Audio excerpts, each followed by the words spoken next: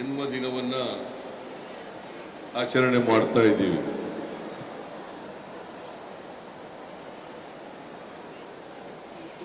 ನಾನು ಈ ಸಂದರ್ಭದಲ್ಲಿ ನಾಡಿನ ಜನತೆಗೆ ನಾಡಪ್ರಭು ಕೆಂಪೇಗೌಡರ ಜನ್ಮ ದಿನೋತ್ಸವದ ಶುಭಾಶಯಗಳನ್ನು ಕೋರಲಿಕ್ಕೆ ಬಯಸ್ತಾ ಇದ್ದೇನೆ. ಇದೇ ಸಂದರ್ಭದಲ್ಲಿ ಕೆಂಪೇಗೌಡ ಪ್ರಶಸ್ತಿ ಪುರಸ್ಕೃತರಾದ ಎಲ್ಲ ಪುರಸ್ಕೃತರಿಗೆ ಅಭಿನಂದನೆಗಳನ್ನು ಸಲ್ಲಿಸಲಿಕ್ಕೆ ಬಯಸ್ತಾ ಇದ್ದಾರೆ. ಅವರು ಇನ್ನಷ್ಟು ಜನಪರ ಕಾಳಜಿಯಿಂದ ಸಮಾಜದ ಕೆಲಸಗಳನ್ನು ಮಾಡಲಿ ಅಂತೇಳಿ ನಾನು ಹಾರೈಸ್ತೇನೆ. ಈಗಾಗಲೇ ಪ್ರಸ್ತಾಪ ಮಾಡದಂತೆ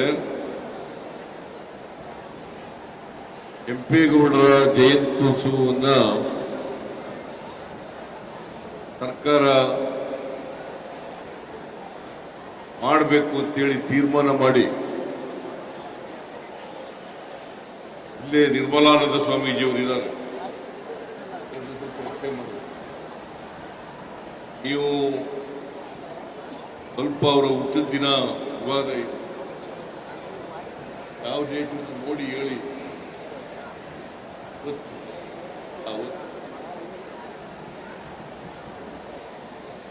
ಅವರು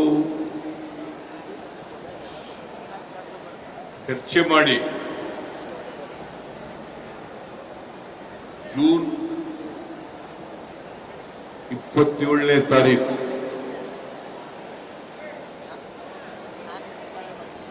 ಅವರು ಹುಟ್ಟಿದ್ದು 1510ನೇ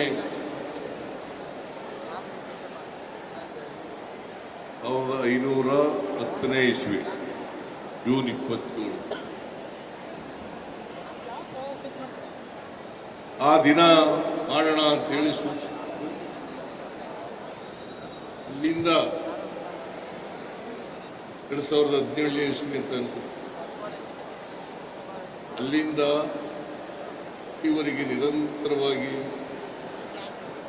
ಸರ್ಕಾರ ಕೆಂಪೇಗೌಡರ ಜನ್ಮ ದಿನಾಚರಣೆಯನ್ನು ಆಚರಣೆ ಮಾಡಿ ಅವರನ್ನು ಸ್ಮರಿಸ್ಕೊಳ್ತಕ್ಕಂಥ, ಅವರಿಂದ ಪ್ರೇರಣೆಯನ್ನು ಪಡೀತಕ್ಕಂಥ ಕೆಲಸವನ್ನ ಮಾಡ್ತದೆ. ಜೊತೆಗೆ ನಾಡಿನ ಜನತೆ ಕೆಂಪೇಗೌಡರ ದಿನಾಚರಣೆಯನ್ನ ಆಚರಣೆ ಮಾಡಿ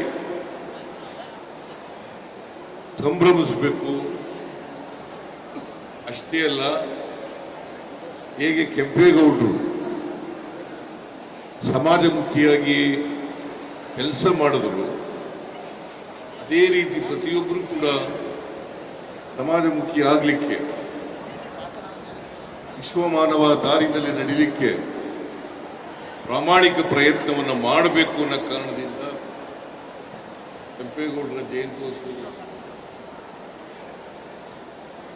ನಾನು ಈ ಸಂದರ್ಭದಲ್ಲಿ ಕೆಂಪೇಗೌಡರಿಂದ ನಮ್ಮೆಲ್ಲರಿಗೂ ಪ್ರೇರಣೆಯಾಗ. ಯಾಕಂತಂದ್ರೆ ಅವರು ಈ ನಾಡಿನ ಹೊರೆಯಾಗಿ ಒಂದು ಮಾದರಿ ಆಡಳಿತವನ್ನು ಕೊಟ್ಟಿದ್ರು.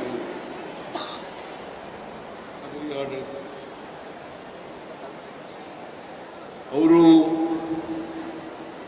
ಹುಟ್ಟಿನಿಂದ ರೈತ ಸಮುದಾಯದಲ್ಲಿ, ಒಕ್ಕಲಿಗ ಸಮುದಾಯದಲ್ಲಿ ಜನಿಸಿದ್ರು ಕೂಡ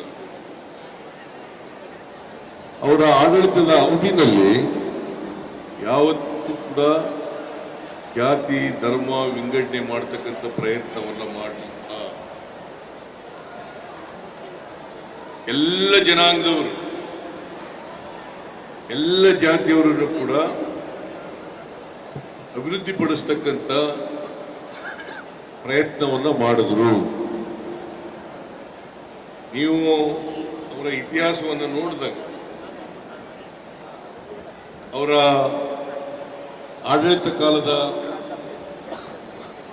ಅವಧಿನಲ್ಲಿ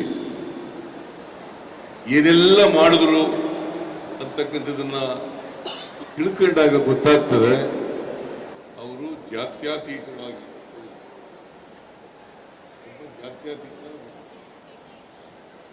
ಅವರು ಕೃಷ್ಣದೇವರಾಯರ ಕಾಲ,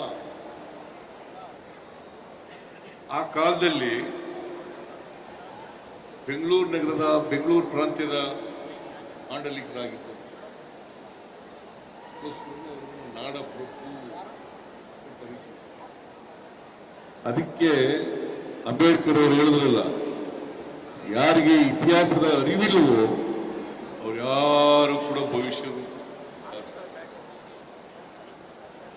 ಅದಕ್ಕೋಸ್ಕರ ನಾವೆಲ್ಲರೂ ಕೂಡ ಇತಿಹಾಸವನ್ನು ಅರ್ಥ ಮಾಡ್ಕೋಬೇಕಾಗ್ತದೆ. ನಾವು ಅರ್ಥ ಮಾಡ್ಕೊಂಡು ತಪ್ಪುಗಳನ್ನ ತಿದ್ದುಕೊಂಡು ಮುಂದೆ ಈ ಮಾನವ ಸಮಾಜ ಇದೆಯಲ್ಲ, ನಾವೆಲ್ಲರೂ ಕೂಡ ಮನುಷ್ಯರಾಗಿ ಬಾಳ್ತಕ್ಕಂಥ ಪ್ರಯತ್ನವನ್ನ ಮಾಡಬೇಕು. ಎಲ್ಲರೂ ಮನುಷ್ಯರಾಗಿ ಬಾಳಬೇಕು.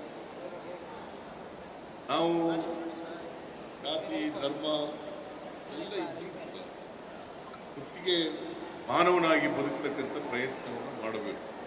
ಕೆಂಪೇಗೌಡರು ಅವರ ಆಡಳಿತ ಅವಧಿಯಲ್ಲಿ ಯಾವತ್ತೂ ಕೂಡ ಜಾತಿ ಮಾಡಲಿಲ್ಲ.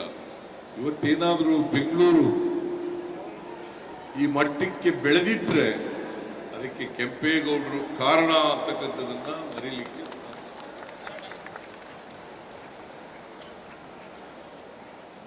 ಅವರು ಅವತ್ತೇನೆ ದೂರದೃಷ್ಟಿ ಇಟ್ಕೊಂಡು ಎಂಥ ಬೆಂಗಳೂರು ನಿರ್ಮಾಣ ಆಗಬೇಕು, ಇಲ್ಲಿನ ಜನ ಹೇಗೆ ಬೆಳೆದು ಬದುಕಬೇಕು, ಹೇಗೆ ಅವರ ಅಭಿವೃದ್ಧಿ ಆಗಬೇಕು, ಆರ್ಥಿಕ ಸಾಮಾಜಿಕ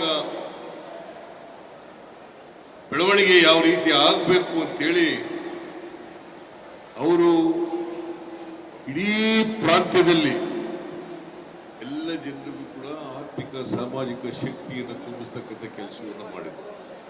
ನಿಮಗೆಲ್ಲ ಗೊತ್ತಿದೆ, ಬೆಂಗಳೂರು ನಗರದಲ್ಲಿ ಯಾವುದೇ ಪ್ರಮುಖವಾದಂಥ ನದಿಗಳು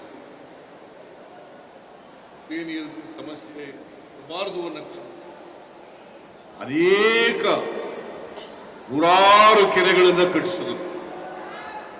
ಇವತ್ತು ಬೆಂಗಳೂರಿನಲ್ಲಿ ಕೆರೆಗಳಿದ್ರೆ, ಬೆಂಗಳೂರು ನಗರದಲ್ಲಿ ಕೆರೆಗಳಿದ್ರೆ ಆ ಎಲ್ಲ ಕೆರೆಗಳು ಕೂಡ ಕೆಂಪೇಗೌಡರು ಕೆರೆಗಳು. ಅನೇಕ ದೇವಾಲಯಗಳು ಕಟ್ಟಿಸಿದರು, ಅನೇಕ ಪೇಟೆಗಳನ್ನು ನಿರ್ಮಾಣ ಮಾಡಿದರು. ಯಾಕಂದ್ರೆ ಆರ್ಥಿಕವಾಗಿ ಬೆಂಗಳೂರು ನಗರ ಬೆಳೀಬೇಕು. ಎಲ್ಲ ವೃತ್ತಿ ಮಾಡ್ತಕ್ಕಂಥ ಜನರು ಅವರ ವೃತ್ತಿಯನ್ನ ಬೆಳವಣಿಗೆ ಮೂಲಕ ಈ ನಗರದ ಅಭಿವೃದ್ಧಿ ಆಗುತ್ತೆ.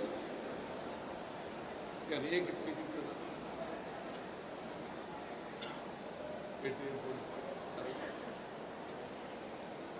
ಪೇಟೆ, ನಗರ ಪೇಟೆ,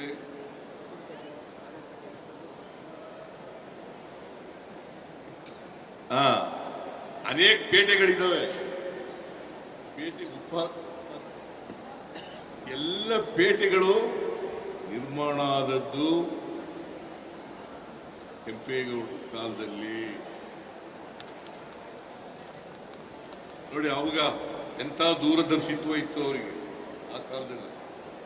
500 ವರ್ಷಗಳ ಹಿಂದೆ ದೂರದರ್ಶಿತ್ವ ಇತ್ತಲ್ಲ, ಅದು ಎಲ್ರಿಗೂ ಕೂಡ ಬರಬೇಕು.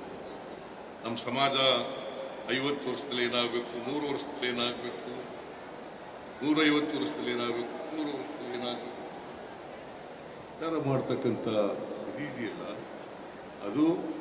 ಅದನ್ನೇ ನಾವು ವಿಷನರಿ ಅಂತ ಕರಿತೀವಿ. ದೂರದರ್ಶಿತ್ವ ಇರ್ತಕ್ಕಂಥವ್ರು, ದೂರದೃಷ್ಟಿ ಇರ್ತಕ್ಕಂಥವ್ರು, ಅಂತ ವ್ಯಕ್ತಿ ಇವತ್ತು ನಾವು ಅವರನ್ನ ನೆನ್ಕೊಳ್ತಾ ಇರ್ತಕ್ಕಂಥದ್ದು ಇದೆಯಲ್ಲ, ಪ್ರತಿಯೊಬ್ಬರ ಕರ್ತವ್ಯ. ಅನೇಕ ಜನ ರಾಜ ಮಹಾರಾಜರುಗಳು ಬಂದು ಹೋಗಿದ್ದಾರೆ, ಹಳ್ಳೆಗಾರರು ಬಂದು, ನಾಡಪ್ರಭುಗಳು ಬಂದು ಹೋಗಿದ್ದಾರೆ. ಆದ್ರೆ ಎಲ್ಲರೂ ಯಾರು ಸಮಾಜಮುಖಿಯಾಗಿ ಕೆಲಸ ಮಾಡಿರ್ತಾರೆ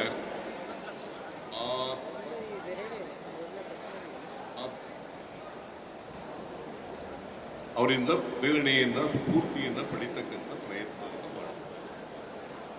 ಅದಕ್ಕೋಸ್ಕರ ಕೆಂಪೇಗೌಡರ ಈ ಭಾಗ ಅವರೇನೋ ಅವರು ಬದುಕಿದ್ರು, ಎಲ್ಲ ಭಾಗಗಳು ಕೂಡ ಅಭಿವೃದ್ಧಿ ಆಗಬೇಕು ಅಂತೇಳಿನೇ ಕೆಂಪೇಗೌಡ ಅಭಿವೃದ್ಧಿ ಪ್ರಾಧಿಕಾರ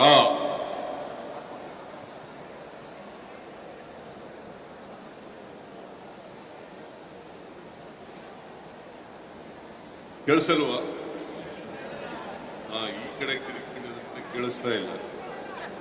ಕೆಂಪೇಗೌಡ ಅಭಿವೃದ್ಧಿ ಪ್ರಾಧಿಕಾರ, ಅದನ್ನು ಕೂಡ ಸಲಹೆ ಕೊಟ್ಟವರು ಪೂಜ್ಯ ಸ್ವಾಮೀಜಿಯವರು.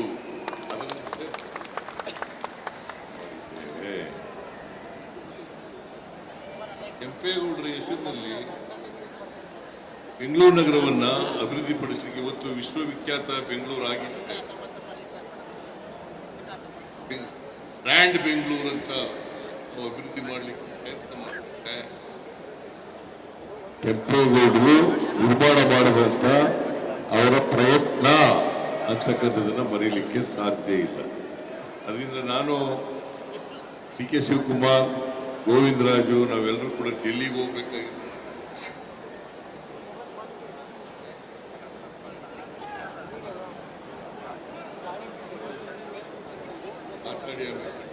ನಿಧಾನ ಮಾಡಿ ನಾವು ಡೆಲ್ಲಿಗೆ ಹೋಗ್ತೀವಿ ಅಂತೇಳಿ ಆತುರಾತುರವಾಗಿ ಮುಗಿಸೋದು ನಾನು ಮಾಡಿ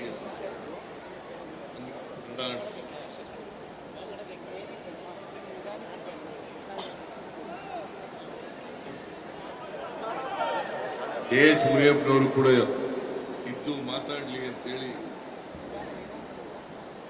ಹೇಳಿ ಸೂಚನೆ ಕೊಟ್ಟು ಅವರಿಗೆ ಈ ಕಾರ್ಯಕ್ರಮ ಬಹಳ ಯಶಸ್ವಿಯಾಗಿ ನಡೆದಿದೆ. ಇವೆಲ್ಲರೂ ಕೂಡ ಉತ್ಸಾಹದಿಂದ ಭಾಗಿಯಾಗಿದ್ದೀರಿ. ಇವೆಲ್ಲರಿಗೂ ಕೂಡ ನಾನು ಇಷ್ಟೇ ಹೇಳೋದು,